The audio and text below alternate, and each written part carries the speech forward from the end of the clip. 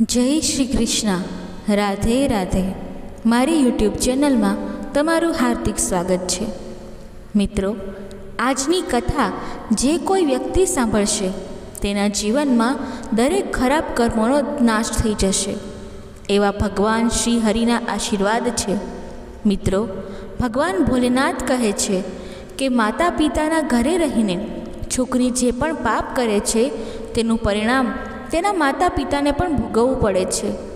મિત્રો, એક દિવસની વાત છે જ્યારે દેવી ગૌરી પૃથ્વીની યાત્રા કરીને ભગવાન ભોલેનાથ પાસે આવ્યા અને કહ્યું કે હે પરમ કૃપાળુ ભગવાન, આજે જ્યારે હું મૃત્યુની ભૂમિમાં ભ્રમણ કરી રહી હતી ત્યારે મેં જોયું કે કેટલીક છોકરીઓ તેમના પિતાના ઘરે પહેલાંના સમય કરતાં વધુ સમય માટે રહે છે.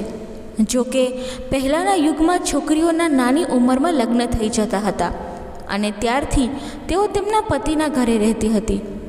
હે ભગવાન, હું જ્યારે પૃથ્વીનું ભ્રમણ કરી રહી હતી ત્યારે મેં એક વિચિત્ર ઘટના જોઈ કે ઘણી છોકરીઓ લગ્ન પછી પણ લાંબા સમય સુધી અથવા વારંવાર તેમના પિતાના ઘરે રહેવા જાય છે.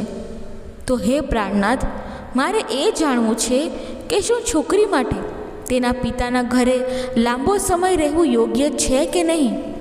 કોઈ પણ છોકરી કઈ ઉંમરે લગ્ન કરવા લાયક બને છે અને લગ્ન પછી તેણે તેના પિતાના ઘરે રહેવાથી કયું પાપ લાગે છે? દોસ્તો, માતા ગૌરી કહે છે કે હે પ્રભુ, તમે આ જગતનું સત્ય છો, તમે જ આદિ અને અનંત છો. કૃપા કરીને મારા મનમાં ઉદ્ભવેલી જિજ્ઞાસાને સંતોષો. મારા આ પ્રશ્નોનું કોઈ મને સમાધાન આપો. ત્યારે ભગવાન ભોલેનાથ હસતા હસતા દેવી ગૌરીને કહે છે, હે દેવી, તમારા આ પ્રશ્નો સમગ્ર માનવ જાતિના કલ્યાણ માટે ખૂબ જ જરૂરી છે અને આજે હું તમને આ એક સત્ય ઘટના દ્વારા આ બધા પ્રશ્નોના જવાબો આપીશ.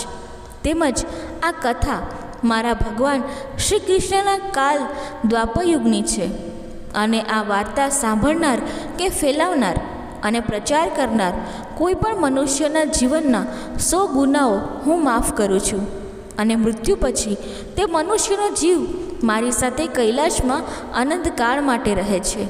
તો આ કથા તમે ધ્યાનથી સાંભળજો. દોસ્તો, ત્યારે દેવી ગૌરી કહે છે, હે ભગવાન, હું આ કથા ધ્યાનથી સાંભળીશ અને આનો પ્રચાર અને પ્રસાર પણ કરીશ. અને જે કોઈ પણ મનુષ્ય કે પરિણિત સ્ત્રી પુરુષ આ કથા વાર્તા સાંભળશે, આનો પ્રચાર પ્રસાર કરશે, તે બધા પતિ પત્નીઓ ઉપર મારા આશીર્વાદ કાયમ બન્યા રહેશે. હંમેશા તેઓ સુખી જીવન જીવશે. તો દોસ્તો, કૃપા કરીને આ વાર્તા શેર કરો, વિડીયોને લાઈક કરો અને ચેનલ પર નવા હો તો ચેનલને સબસ્ક્રાઈબ કરીને કમેન્ટમાં હર હર મહાદેવ ચોક્કસથી લખજો. મિત્રો, ભગવાન ભોલેનાથ દેવી ગૌરીને કહે છે, હે દેવી, આ ઘટના દ્વાપર યુગની છે. મથુર પ્રદેશમાં મથુરા નામનું એક શહેર છે. ત્યાં ઉગ્રસેન નામના યદુવંશી રાજાનું રાજ હતું. આ રાજા ત્યાં રાજ કરતો હતો. તેઓ સર્વ ધર્મના જાણકાર હતા અને જ્ઞાન ધરાવતા લોકોનું રક્ષણ કરતા હતા અને અત્યંત સદાચારી બળવાન રાજા હતા. મિત્રો, તે દિવસોમાં સૌથી પવિત્ર વિદર્ભ દેશમાં સત્યકેતુના નામથી પ્રસિદ્ધ એક ખૂબ જ પરાક્રમી રાજા હતો. તેને એક પુત્રી હતી જેનું નામ પદ્માવતી હતું. તે ખૂબ જ સુંદર, ગુણવાન, ચરિત્રવાન અને સત્ય ધર્મનું પાલન કરતી હોવાને કારણે બીજી લક્ષ્મીના રૂપ સમાન હતી. મથુરાના રાજા ઉગ્રસેન તે સુંદર આંખોવાળી પદ્માવતીના સ્નેહ અને પ્રેમથી મોહિત થયા અને તેમણે પદ્માવતી સાથે લગ્ન કર્યા અને પોતાની પત્ની બનાવી. તેને જીવની જેમ પ્રેમ કરવા લાગ્યા. તે તેના વગર ભોજન પણ કરતા ન હતા. રાજા તેનો પૂરો સમય પદ્માવતી સાથે ભોગવિલાસમાં વિતાવતા હતા. મિત્રો, ભગવાન ભોલેનાથ કહે છે કે હે દેવી ગૌરી, તેને પદ્માવતી વિના એક ક્ષણ માટે પણ ગમતું ન હતું. સમય જતાં રાજા રાણી વચ્ચે પ્રેમ વધવા લાગ્યો. થોડા સમય પછી વિદર્ભના રાજા સત્યકેતુને તેની પુત્રી પદ્માવતીની યાદ આવી અને પદ્માવતીની માતાએ પણ ઘણા સમયથી તેને જોઈ ન હતી. એટલે તે પણ ખૂબ જ દુઃખી હતી. પછી તેણીએ એક દિવસ તેમની પુત્રીની સુખાકારીના હાલચાલ જાણવા માટે મથુરામાં રાજા ઉગ્રસેન પાસે તેમના સંદેશવાહકો મોકલ્યા. મિત્રો, ભગવાન ભોલેનાથ કહે છે કે હે દેવી, દૂતો ત્યાં ગયા અને રાજાને આદરપૂર્વક કહ્યું કે મહારાજ વિદર્ભના રાજા સત્યકેતુએ તેમની પુત્રી અને આ રાજ્યની સુખાકારી વિશે જાણવા માટે અમને અહીં મોકલ્યા છે. જો તમે તેમની પ્રેમાળ અને સ્નેહપૂર્ણ વિનંતી સ્વીકારો છો તો રાજકુમારી પદ્માવતીજીને તેમના પિયરમાં મોકલવાની વ્યવસ્થા કરો. તેઓ તેમની પુત્રીને જોવા માંગે છે. મિત્રો, ભગવાન ભોલેનાથ કહે છે કે હે દેવી ગૌરી, જ્યારે રાજા ઉગ્રસેને દૂતો પાસેથી આ સાંભળ્યું ત્યારે તે પણ ખુશ થઈ ગયા, કારણ કે તે પણ રાણી પદ્માવતી પણ તેમના માતા પિતાને ખૂબ જ યાદ કરતી હતી. એટલે રાજાએ પદ્માવતીને કહ્યું કે તેણે પણ તેના પિતાના સ્થાને પિયરમાં જવું જોઈએ. પછી રાજાએ તેમના સ્નેહ અને ઉદારતાને લીધે તેમની પત્ની પદ્માવતીને વિદર્ભ રાજ્યમાં મોકલી. મિત્રો, પદ્માવતી તેના પતિએ તેને પિયરમાં મોકલવા પર તે ખૂબ જ આનંદ સાથે તેની માતાના ઘરે આવી. ત્યાં પહોંચીને તેણે પિતાના ચરણોમાં પ્રણામ કર્યા અને મહારાજ સત્યકેતુ પણ તેના આગમનથી ખૂબ જ ખુશ થયા. મિત્રો, ભગવાન ભોલેનાથ કહે છે કે હે દેવી ગૌરી, પદ્માવતી તેની સખીઓ સાથે ત્યાં પહેલાંની જેમ રહેવા લાગી. જેવી રીતે તે જ્યારે કુંવારી હતી ત્યારે જંગલ, તળાવ અને રાજ્યમાં ફરતી હતી, કારણ કે લગ્ન પછી તે પહેલીવાર તેના પિતાના ઘરે આવી હતી. અહીં આવ્યા પછી તે ફરીથી કુંવારી છોકરી બની ગઈ હતી અને પછી થોડા દિવસ માટે તે ભૂલી ગઈ કે તે પરિણીત છે. હવે તેના વર્તનમાં કોઈ શરમ કે સંકોચ રહ્યો ન હતો. મિત્રો, ભગવાન ભોલેનાથ કહે છે હે દેવી ગૌરી, એક સમયે રાણી પદ્માવતી તેની સખીઓ સાથે એક સુંદર પર્વત પર ફરવા ગઈ હતી. જ્યારે તે ત્યાં ગઈ ત્યારે તેણે એક સુંદર જંગલ જોયું. જંગલ કેળાના બગીચાથી શોભતું હતું અને તેના પર ફૂલો પણ ખીલેલા હતા.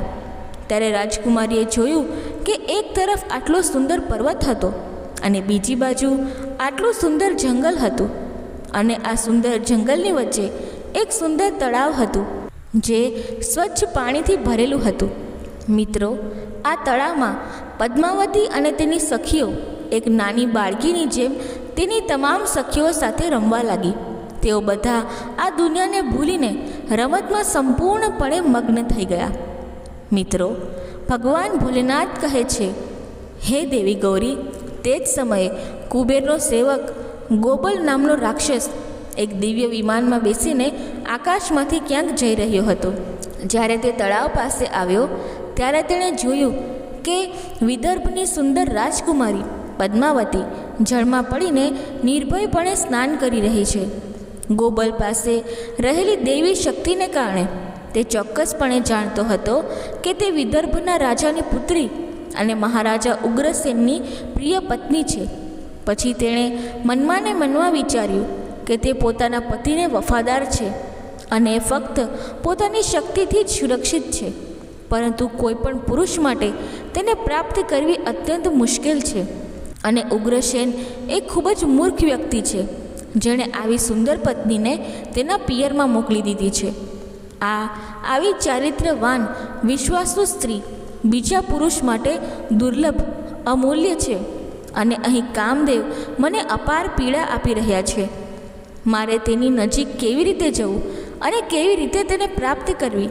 મિત્રો, ભગવાન ભોલેનાથ કહે છે હે દેવી ગૌરી, તેની સુંદરતાથી રાક્ષસ મોહિત થઈ ગયો અને વિચાર કરવા લાગ્યો અને વિચાર કરતાં કરતાં તેણે એક ઉપાય શોધી કાઢ્યો. મિત્રો, ગોબલે મહારાજ ઉગ્રસેનના જેવું રૂપ ધારણ કરી તેના જેવા જ વસ્ત્રો ધારણ કર્યા અને ઉગ્રસેન બનીને તે પર્વતની ટોચ પરથી ઉતર્યો અને અશોક વૃક્ષની છાયામાં એક પથ્થર પર બેસીને મધુર અવાજમાં સંગીતના સૂરો વગાડ્યા. જે ગીત સમગ્ર વિશ્વને મોહિત કરી રહ્યું હતું. તે મધુર અવાજ તેના સખીઓની વચ્ચે બેઠેલી સુંદર પદ્માવતીએ પણ સાંભળ્યું. તે વિચારવા લાગી કે આટલી મધુર કંઠે ગાવાવાળું કોણ છે જે આ સંગીત ગાઈ રહ્યું છે. રાજકુમારીને તેને જોવાની તીવ્ર ઈચ્છા થઈ અને તેણે તેની સખીઓ સાથે જઈને જોયું તો અશોકની છાયામાં બેસીને એક સુંદર અને જાજરમાન માણસ ગાતો હતો. તે મહારાજા ઉગ્રસેન જેવો દેખાતો હતો. મિત્રો, ભગવાન ભોલેનાથ કહે છે કે હે દેવી ગૌરી, વાસ્તવમાં તે રાજાના વેશમાં આવેલો દુષ્ટ રાક્ષસ ગોબેલ હતો.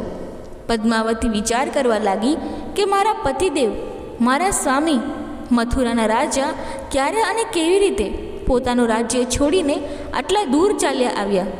તે વિચારી રહી હતી ત્યાં તો તે પાપીએ પોતે જ બૂમ પાડી, પ્રિયે, આવો દેવી, હું તમારા વિના જીવી શકતો નથી. તમારા સિવાય આ જીવન જીવવું મારા માટે અશક્ય બની ગયું છે. તમારા પ્રેમે મને મોહિત કરી દીધો છે, તેથી હું તારા વિના ક્યાંય પણ રહી શકતો નથી. પદ્માવતીને આવું સાંભળીને ઘણું દુઃખ થયું. આગળ આ શેતાને પતિના રૂપમાં પદ્માવતીને કહ્યું, મારી જોડે આવો પ્રિયે. ત્યારે થોડી શરમ અનુભવીને તે તેની સામે ગઈ. પછી તે રાક્ષસ પદ્માવતીનો હાથ પકડીને તેને એકાંત સ્થળે લઈ ગયો અને ત્યાં તેણે તેની ઈચ્છા મુજબ તેની સાથે સંબંધ બાંધીને પોતાની ભૂખ શાંત કરી. મિત્રો, ભગવાન ભોલેનાથ કહે છે કે હે દેવી ગૌરી, મહારાજ ઉગ્રસેનના ગુપ્ત ભાગમાં કેટલાક વિશિષ્ટ નિશાન હતા જે તે માણસમાં દેખાતા ન હતા, અને આનાથી પદ્માવતીના મનમાં તેના વિશે શંકા પેદા થઈ. એટલે રાજકુમારીએ તેના કપડાને પહેરી લીધા.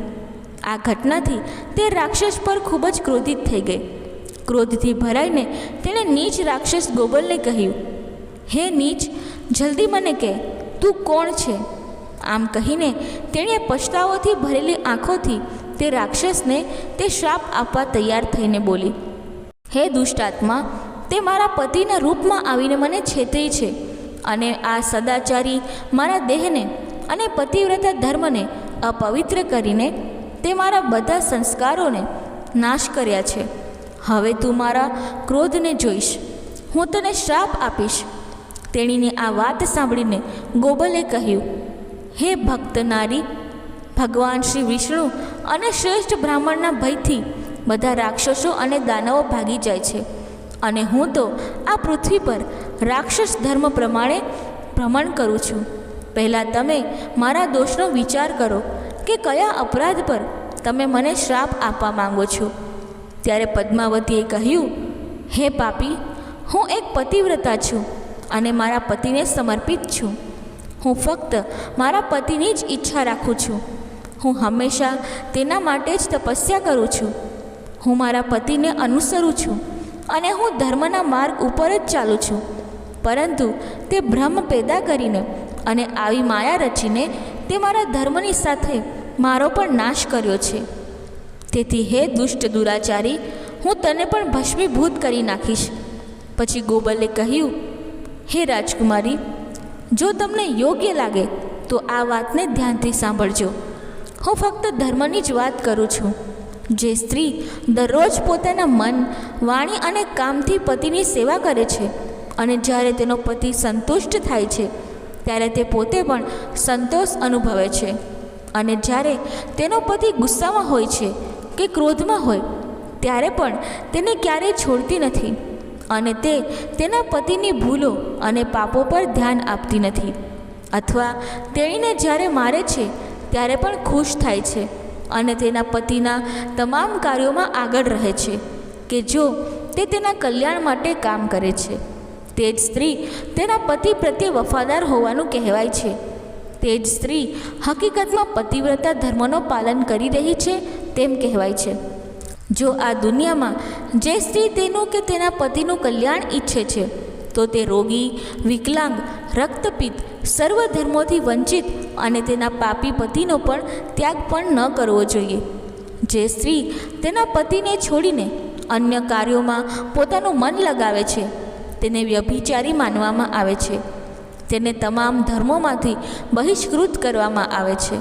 અને જે સ્ત્રી પોતાના પતિની ગેરહાજરીમાં લાલચના લીધે વિવિધ પ્રકારની વાનગીઓનો સ્વાદ ચાખે છે અને તેને પોતાની જાત માટે સારી શણગારે છે, તો લોકો તેને વેશ્યા કહે છે. મિત્રો, ભગવાન ભોલેનાથ કહે છે કે હે દેવી ગૌરી, ગોબલ આગળ કહે છે, વેદ અને શાસ્ત્રો દ્વારા અને મારા ગુરુ પાસેથી મેં ધર્મનું જ્ઞાન મેળવ્યું છે. તેથી જ તમે તમારા ગૃહસ્થ સંસારને છોડીને, તમારા પતિની સેવા છોડીને અહીં આવ્યા છો. અને આટલું બધું હોવા છતાં તમે તમારા પોતાના મુખથી કહો છો કે હું પતિવ્રતા છું. પછી રાક્ષસ કહે છે કે તમારા કર્મોથી તો તમારામાં તેનો એક અંશ પણ દેખાતો નથી. તમે ડર અને ભયને પાછળ છોડીને નશા જેવી હાલતમાં પર્વતો અને જંગલોમાં ભટકો છો. તેથી તમે પાપી છો અને મેં તમને આ મહાદંડ આપીને તમને સીધા રસ્તે મોકલ્યા છે. બોલો, શું તમે આવું ક્યારે પાછું કરશો? મને કહો, કેમ તમે તમારા પતિને છોડીને અહીં આવ્યા છો? આ સુંદર પોશાક પહેરીને તમે કેમ ઊભા છો? મને કહો કે આ બધું શા માટે અને કોના માટે છે? આ બધું તે કર્યું છે તેમાં તમારા પતિનું પતિવ્રતા ધર્મનું વલણ જ ક્યાં છે? મને કહો કે મારી સામે વ્યભિચારી સ્ત્રીની જેમ વર્તો છો. આ સમયે તો તમારા પતિ તમારાથી 400 માઇલ દૂર છે. તમારામાં તમારા પતિને પતિદેવ માનવાની લાગણી કે પ્રેમ ક્યાં છે? દુષ્ટ નારી, તને જ શરમ નથી આવતી? તને તો શું, પણ મને જ મારાથી નફરત થઈ રહી છે અને તું મારા વર્તનથી ક્રોધ અનુભવી રહી છે. મારી સામે તું શું બોલે છે? તારી તપસ્યાની અસર કે પ્રભાવ ક્યાં છે? મને તારું તેજ અને બળ બતાવ. ત્યારે પદ્માવતીએ કહ્યું કે હે નીચ રાક્ષસ, સાંભળ, મારા પિતાએ પ્રેમથી મને મારા પતિના ઘરેથી બોલાવી છે. આમાં પાપ ક્યાં છે? મેં મારા પતિને વાસના, લોભ, ડર કે આસક્તિથી છોડ્યો નથી. હું પણ મારા પતિ વિશે વિચારીને અહીં જ રહું છું. તે પણ મારા પતિનું રૂપ ધારણ કરીને મારી સાથે છેતરપિંડી કરી છે. પછી ગોબલે કહ્યું, પદ્માવતી, મારી વાતો સાંભળ. આંધળા લોકો કંઈ જોઈ શકતા નથી અને તમે ધર્મની દૃષ્ટિથી આંધળા જ છો. તો પછી તમે મને અહીં કેમ ઓળખી શક્યા નહીં? તમને ખબર હોવા છતાં કે તમારો પતિ આટલો દૂર ક્યારે આવી ન શકે, તેમ છતાં તે મારી સાથે શારીરિક સંબંધ બાંધ્યો હતો. અને જે ક્ષણે તારા મનમાં તારા પિતાના ઘરે આવવાની લાગણી જન્મી, તે ક્ષણે તે તારા પતિની લાગણી અને પ્રેમનો મોહ છોડીને તું તેનાથી મુક્ત થઈ ગઈ હતી. પોતાના પતિ વિશે સતત વિચાર કરવો એ જ સ્ત્રીઓનો ધર્મ છે. જ્યારે તેનો નાશ થઈ ગયો છે તો તમે પોતાની જાતને પતિ પ્રત્યે સમર્પિત છો અને પતિવ્રતા છો એવું કેમ કહો છો? મિત્રો, ભગવાન ભોલેનાથ કહે છે, હે દેવી ગૌરી, ગોબલ કહે છે કે જ્યારે તારા હૃદયની જ આંખ ફૂટી ગઈ છે તો પછી જ્ઞાનની આંખથી નેત્રહીન તું મને કેવી રીતે ઓળખી શકે? તેની વાત સાંભળીને રાજકુમારી પદ્માવતી જમીન પર બેસી ગઈ. તેના હૃદયમાં ભારે દુઃખ અને પીડા થઈ રહી હતી. ત્યારે ગોબલે કહ્યું કે તે શુભ છે. મેં તારા ગર્ભમાં જે ગર્ભ ધારણ કર્યો છે તેમાંથી તું એક પુત્રને જન્મ આપીશ જે ત્રણેય લોકોને ત્રાસ આપશે. મિત્રો, ભગવાન ભોલેનાથ કહે છે, હે દેવી ગૌરી, આટલું કહીને રાક્ષસ ત્યાંથી ચાલ્યો ગયો. ગોબલ એક જ્ઞાની રાક્ષસ હતો, પણ તે ખૂબ જ દુષ્ટ અને દુરાચારી આત્મા હતો. પછી તેના જતા રહ્યા પછી પદ્માવતી અત્યંત દુઃખી થઈ ગઈ અને રડવા લાગી. તેના રડવાનો અવાજ સાંભળીને તેની સખીઓ દોડીને તેની પાસે આવી અને પૂછ્યું, રાજકુમારી, તું કેમ રડે છે? મથુરાના રાજા ઉગ્રસેન ક્યાં ગયા? પદ્માવતીએ અત્યંત દુઃખ સાથે રડતા રડતા બધી વાત કહી. પછી તેની તમામ સખીઓ તેને તેના પિતાના ઘરે લઈ ગઈ. તે સમયે તે શોકથી ધ્રુજી રહી હતી. તેની સખીઓએ આખી ઘટના પદ્માવતીની માતાની સામે સંભળાવી. રાણીએ આ સાંભળતા જ તેના પતિના મહેલમાં જઈને તેને પદ્માવતીની આખી વાત કહી. મહારાજા સત્યકેતુને પણ આ સાંભળીને ખૂબ દુઃખ થયું. તેમણે સવારી અને વસ્ત્રો આપીને પુત્રીને કેટલાક લોકો સાથે મથુરામાં તેના પતિના ઘરે પરત મોકલી દીધી. પદ્માવતીને આવતા જોઈને ધર્મનિષ્ઠ રાજા ઉગ્રસેન ખૂબ જ ખુશ થયા. તેણે રાણીને જોઈને કહ્યું, હે પ્રિય, હું તારા વિના મારું જીવન પાર ન પાડી શકું. સારું છે કે તું જલ્દી જ આવી ગઈ. હે પદ્મા, તું તારી ભક્તિ, સત્ય અને પતિવ્રતા ગુણોને લીધે મને ખૂબ જ પ્રિય છે. આટલી વાત તેની પ્રિય પત્ની પદ્માવતીને કહીને મહારાજ ઉગ્રસેન તેની સાથે શારીરિક વિહાર કરવા લાગ્યા. તેણીએ જે ભયંકર ગર્ભ ધારણ કર્યો હતો તે દિવસે ને દિવસે વધવા લાગ્યો, પરંતુ માત્ર પદ્માવતી જ તે ગર્ભાવસ્થાનું કારણ જાણતી હતી. પદ્માવતી તેના ગર્ભમાં રહેલા આ બાળક વિશે દિવસ રાત ચિંતા કરતી હતી. આ ગર્ભ 10 વર્ષ સુધી આમ જ વધતો રહ્યો અને ત્યાર પછી તેનો જન્મ થયો. મિત્રો, ભગવાન ભોલેનાથ કહે છે, હે દેવી ગૌરી, આ એક ખૂબ જ શક્તિશાળી, પરાક્રમી અને પ્રજાને કષ્ટ આપવાવાળો વ્યક્તિ કંસ હતો, જેના ભયથી ત્રણેય લોકોમાં હાહાકાર મચી ગયો અને રહેવાસીઓ ગભરાઈ ગયા. ત્યાર પછી તેને ભગવાન શ્રી કૃષ્ણએ પોતાના હાથે માર્યા. મિત્રો, ત્યારે દેવી ગૌરી કહે છે કે હે સ્વામી, ભવિષ્યમાં આવી ઘટનાઓ બનવાની જ છે એવું મેં પણ સાંભળ્યું છે.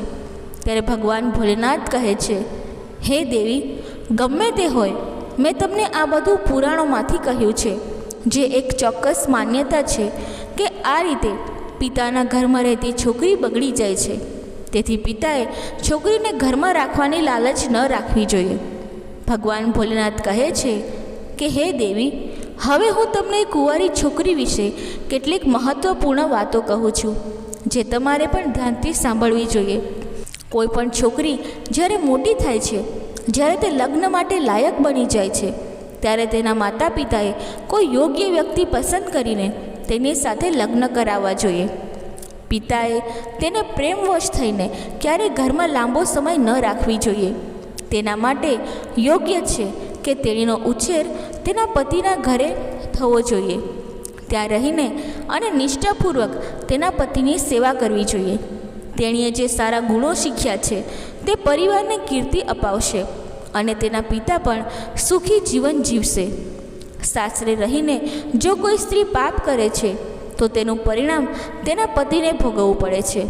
ત્યાં પુણ્ય ભાવથી રહેવાથી તે હંમેશા પુત્રની સાથે વૃદ્ધિ પામે છે.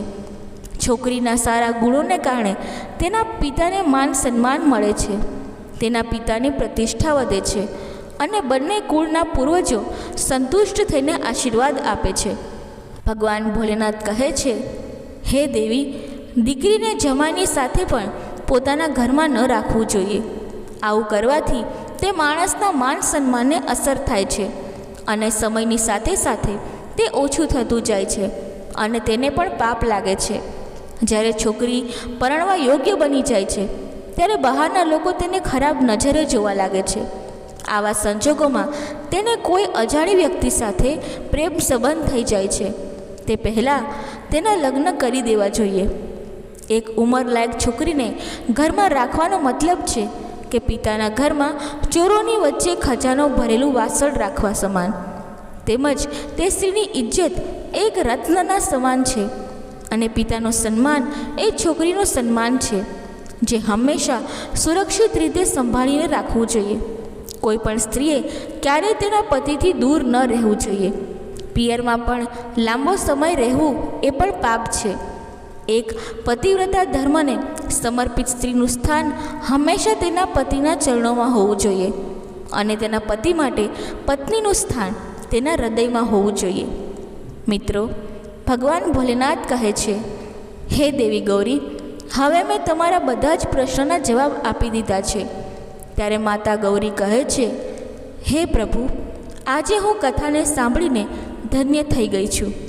મિત્રો, કથા બોલતી વખતે જો મારાથી કોઈ ભૂલ થઈ હોય તો હું ક્ષમા માગું છું અને આશા રાખું છું કે તમને આ કથા પસંદ આવી હશે. જો તમને આ કથા પસંદ આવી હોય તો વિડીયોને લાઈક કરી ચેનલને સબસ્ક્રાઈબ જરૂરથી કરજો અને કમેન્ટ બોક્સમાં હર હર મહાદેવ જરૂરથી લખજો. ધન્યવાદ.